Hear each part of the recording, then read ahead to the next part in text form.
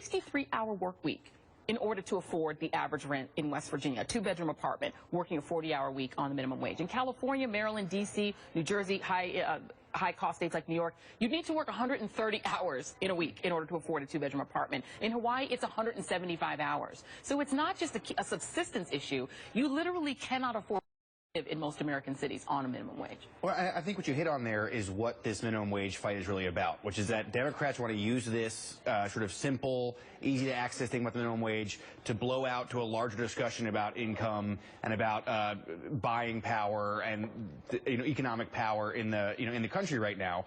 And that idea of where I have to work harder to get the same stuff I had 50 years ago is a message that translates across the middle class, not just the poor, but all the way up. That's right. So, there is this is a very serious part of this discussion, is that it's like a talisman, I guess, to use to tell the tale of the income problem and of the wage problem, the wage gap in the country. And numbers like that are really the kind of thing they're hoping to drive discussion toward when talking about middle class. It's really only or the minimum wage really affects the the very, very poorest people. Right. I think I would just use the words work and the word wage because Steve, typically when Republicans are arguing against federal spending and things like that, it's on the basis of sort of the indigent taking from the better off. But minimum wage is inherently about work. It's inherently about people who have jobs and who work. Well, there's also been, so in the last 17 years, I think there have been two examples of Congress passing a federal minimum wage increase. And both it was spurred by, in 1996, you had a Democratic president and a Republican Congress. And you had a Republican Congress that had just taken a beating over the government shutdown. Right.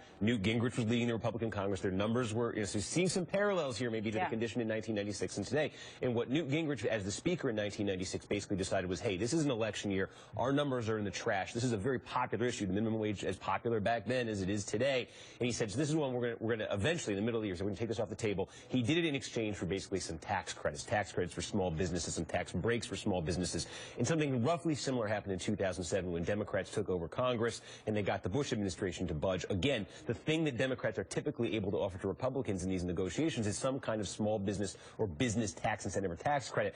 I'm wondering if the Republicans of 2013 will be open kind of trade-off eventually in the face of similar poll numbers that have moved them in the past. And I'm also wondering, just in the panel, whether or not if President Obama were to sort of take what a lot of people in the progressive movement want him to do, which is to unilaterally raise the minimum wages of federal workers, of low-wage federal workers, what would be the reaction potentially of Republicans understanding that this is a popular issue? Well, I think one thing is how much you raise it. When you say let's raise it to $9, there's a lot more support than raising it to $10.10 an hour. So I think that's one factor. I think there is some support, and we'll see a remarkable amount of support, in part because the nature of workers have changed. It's not just teenagers. Right. Only 50% of the people making minimum wage are under 24. Half of them are over the age of 24 and trying to support families. So I think you'd see a lot more support if that happened. And that's a really good point. You could see what would happen. I mean, an executive action by Obama like that, we know what it would incite impeachment. Yeah, it wouldn't go through. Yeah, I mean, I think that's not.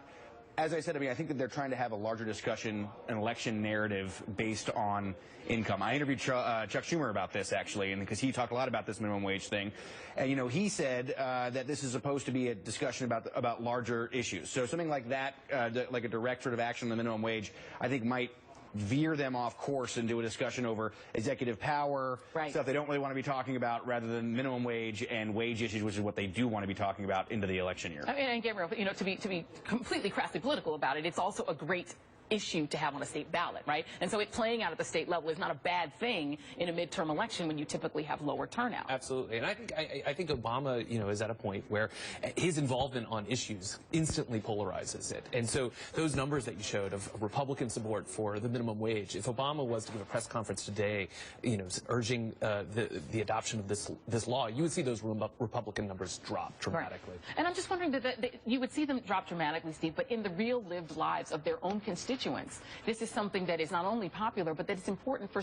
At what point do Republican voters begin to say that my ideology is not more important than my pocketbook? Well, so the interesting balancing act in this is I watched Mark Pryor, the Democrat from Arkansas, who's up for re-election. Who has a tough race. I got to say now this year, 2014. He's up for re-election this year. And Arkansas is one of these states where Democrats, it's a red trending state with Democratic roots, where a lot of working poor in Arkansas, and Democrats are trying to put minimum wage on the ballot in Arkansas in 2014. And Mark Pryor has taken the position that I am against raising the federal minimum wage. This is a Washington power grab. This is an Obama thing. But within the state of Arkansas, I'm for doing this. So it sort of, it meets the interests of his constituencies, but it also allows him to distance himself from the National Democratic Party. And there's that, I don't know how to quite explain the attitude, but that's prevalent in a lot of states.